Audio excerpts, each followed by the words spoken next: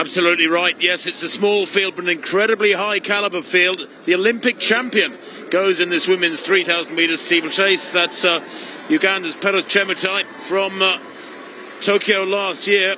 The 23-year-old, not in the form of 12 months or so ago, that's for sure. She was only 11th in Eugene at the World Championships. There she is, Chepkoech, the first Ugandan woman ever to win an Olympic medal.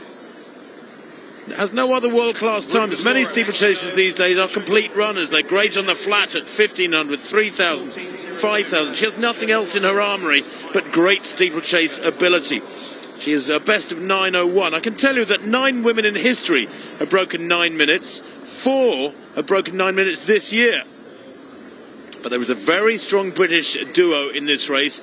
Lizzie Bird there for England and Amy Pratt, who set GB records, British records in the heats and final in Eugene at the World Championships, where she finished in 7th place. Have good chances of medals here. Chepkoech, bit of an unknown force really after her form at the World Championships. Chepkoech, watch her, the youngest in the race by 5 years, the Kenyan. She's just 18, the World Under-20 champion in Nairobi last year. Could be a real danger. So let's take a look at these athletes. They're not a large athlete. Eilish Flanagan went out in her heat in Tokyo last year. Hasn't broken 10 minutes this year, but at her best, almost down to 9:30, as you could see from that. Brielle Urbacher of Australia, coached by her mum Jodie, works for the family business, runs for the Darling Downs Club. And there is Amy Pratt, the British record holder. Went out in the heat in Tokyo, but how she's come on. She came 7th at the World Championships in Eugene with a really strong finish. It was a fabulous performance from her in Eugene. There's Nilani Rathnayaka of Sri Lanka, national record holder for them, ran 9:40 to win the national championships on the 9th of April, some while ago now. Amy Cashin of Australia went out in the heat of the World Championships in Eugene, but at 9:21 she's very much a world-class competitor. Watch her. This should be pretty tight, this race. Lizzie Bird of Great Britain, Shaftesbury Barnet Harriers, born in Manila in the Philippines, coached by Pat McCurry, and 9th in Tokyo last year at the Olympic Games. She has a best of 9:19. There is Chepkoech, the Ugandan. Bit of a mystery over her form. 5th in the World Championships 3 years ago, but the Olympic champion in spectacular fashion with that personal best of 9:01 to win in Tokyo last year. And Chepkoech, I think she's a bit of a dark horse, this young lady. Only 9:21 this year, and that is her lifetime best. But for the 18-year-old, it was at Nairobi, at altitude, at about 6,000 feet. So that means she can go a great deal faster. There's no doubt about that. Again, Chepkoech of Kenya, like the Olympic champion Chepkoech, has no world-class times in other distances. So where they go, a small field, but it promises to be a fascinating race, this one. The English duo have got to give their best here to live with the best of the East Africans, and I tell you what, Chepkoech has laid down her case straight away. Look at that. Goodness me, 150 metres run, and she's away and gone. Chepkoech went out in the heat of the World Championships, but she's a different runner here. That's perfectly clear. That's a 50-metre lead with less than 40 seconds on the clock. Talk about getting a slap in the face from one of your competitors. This is such a shock for the rest of that pack. They must be running. What on earth do they do? If these two, or one of them, comes back, then of course there'll be a chance of getting a silver medal. But at the moment, the gold and the silver are 50 or 60 metres further up the track. And Chepkoech, the Kenyan, leading, the youngest in the field. She's only 18. The Olympic champion from Uganda tucked in behind her. Under her, she knew this was coming, but clearly she was prepared for it because she's gone with it, almost tripping over the heels of the Kenyan. Well, it's an extraordinarily bold start from one so young, but you don't happen to fluke upon a World Junior title. And Chepkoech has grabbed this race by the scruff of the neck. But Chepkoech, the Olympic champion, only 11th in Eugene, as you said, Tim, should be hugely disappointed with that. It's over 7 seconds back to Amy Pratt, and Amy Pratt secured a massive national record when she finished 7th in Eugene. So Pratt in 3rd actually beat the Olympic champion in that final in Eugene. And I guess the only danger here, Tim, they are two world-class performers, but have they gone a little bit too hard too early? Well, I suppose the other danger is that the pack of six behind them stop watching each other and running for the bronze and don't try to close this gap. Who's going to lead the pack and do the hard work to drag them back to this duo out in front? It's almost as though this has been choreographed, arranged. Chepkoech, the Olympic champion from Uganda, has taken her turn at the front now after Chepkoech of Kenya did her stint for about 45-50 seconds. So they are working together, it would seem, whether or not there's been any verbal agreement. And the rest of this field, with Amy Pratt leading the pack, leading the chase, are being pulled asunder because they have got to start running as hard as they possibly can and hope upon hope that these two, or one of them at least, comes back. But they're loping along, looking very, very comfortable. And what is fascinating about these two women is they are specialist steeplechasers. I've been looking at their cards. Neither of them has any world-class times at 1,500, 3,000 on the flat, 5,000, 10,000, nothing. Just steeplechase. Absolutely focused on the barriers. It's one of the toughest events in the entire programme of track and field athletics. And they are supreme specialists.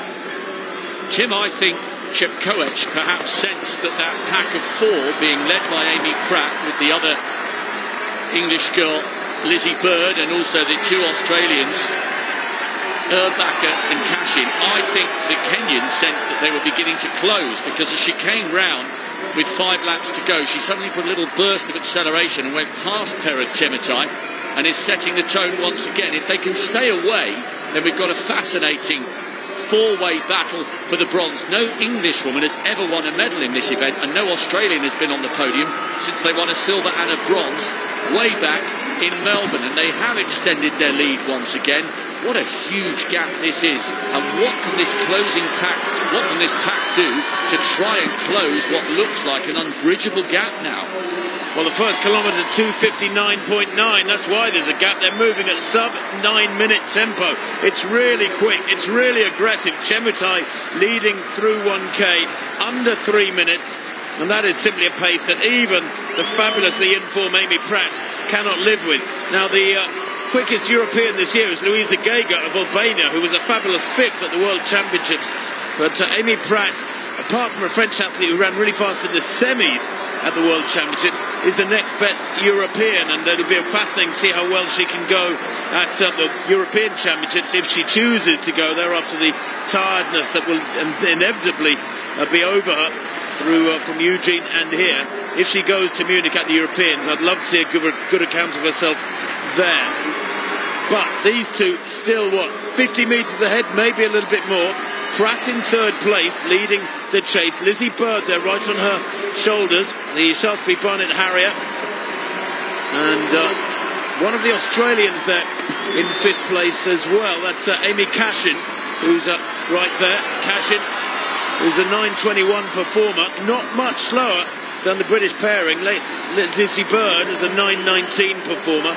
Amy Pratt has elevated herself to real world class with her British record in that final in Eugene, 9:15.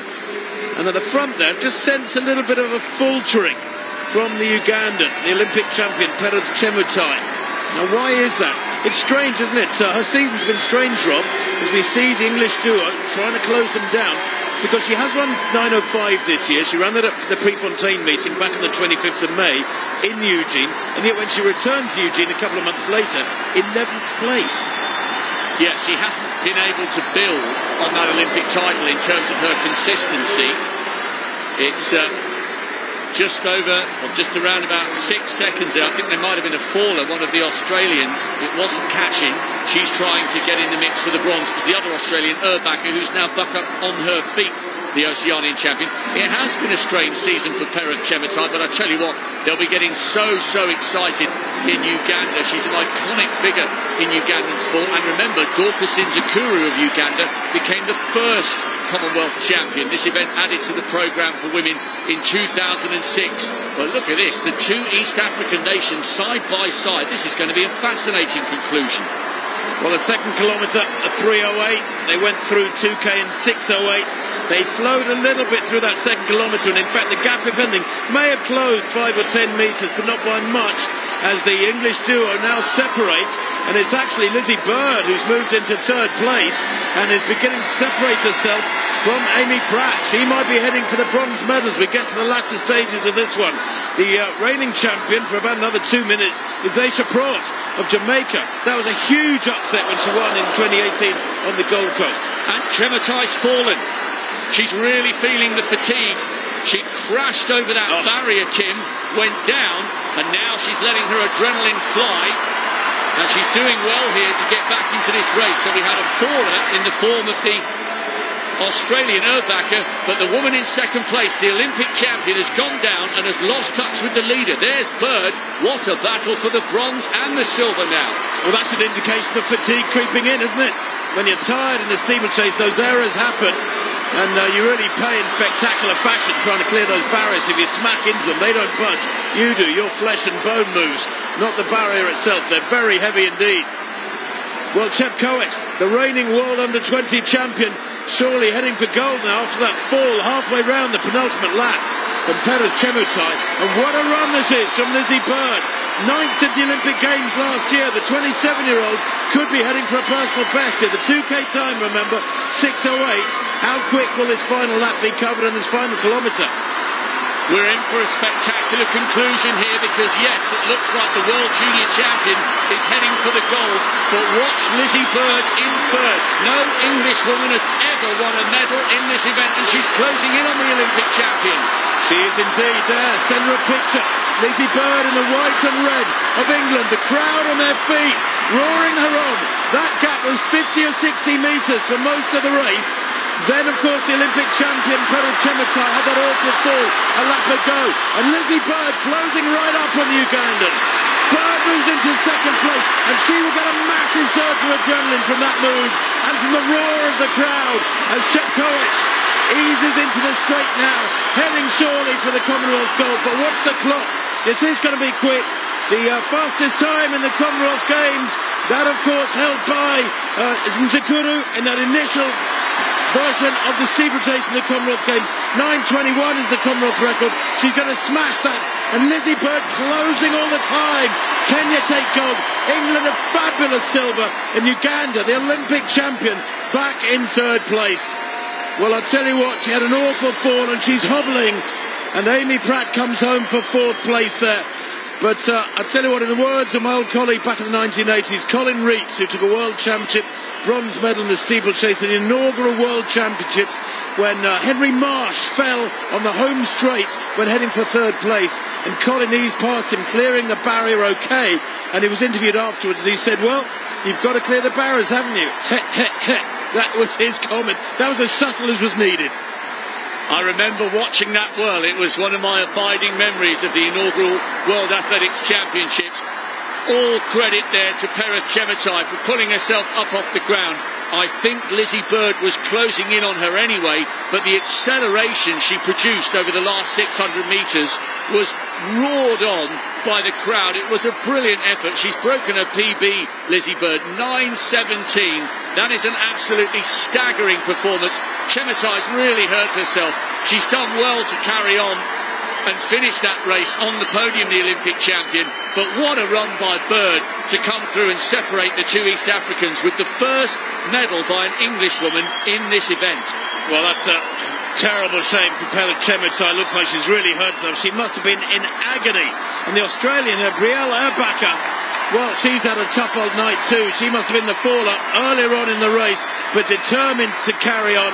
The 23-year-old, her mum Jodie, I'm sure, will be in the crowd, and her teammates from the Darling Downs club back in Queensland will be so upset to see that result for her. But she'll be back for more. She's young and full of spirit, clearly. But Kenya's celebrating gold in their event that they feel they own. They've won 8 of the 12 medals in this event in the 4 previous editions of the Commonwealth Games. Well, now they have a 9th medal out of 15. And Lizzie Bird is on cloud 9. I don't think she can believe it. Coach Pat McCurry deserves a massive pat on the back for getting it right here. That is quite wonderful. Went out in a heat at the World Championships where she ran 9:23. That was still a solid run. But Rob, you're right, a personal best, 9:17 here. Only a couple of seconds off that British record of Amy Pratt. Chepkoech took such a heavy fall. It was a brilliant run by Bird for second. All credit to Chepkoech for carrying on. Watch on the left of picture. Fatigue was setting in. OK, this isn't the fall. This is the moment that Bird went past her. And actually, if it had been another half a lap, Amy Pratt might well have caught Chepkoech. I thought Chepkoech might struggle with that last water jump, but she managed to vault it in her own slightly unique way. Pratt was just a little bit too far behind to make it 2 English women on the podium. But Jacqueline Chepkoech, what a talent she is. World Junior Champion. And at the tender age of 18, she's taken the Commonwealth title. Brilliant performance by the Kenyan. 2 big goals for that young Kenyan. What a talent they have there. I wonder how long it'll be before she joins that sub-9 minute club. Just 9 women in history have ever broken 9 minutes. Here's the fall, and she completely misjudges that. Too close to the barrier, takes off too close to the barrier. The technique of many of these African athletes is anything but textbook. But it doesn't matter because normally they go around in lightning fast times and take medals and titles and records. But that looked very, very painful indeed. It was a heavy fall. She almost went over sideways, just clipped it with her foot. Well, there it is. Jacqueline Chepkoech adds Commonwealth gold to her World Under-20 gold in front of the home crowd last year. Well, this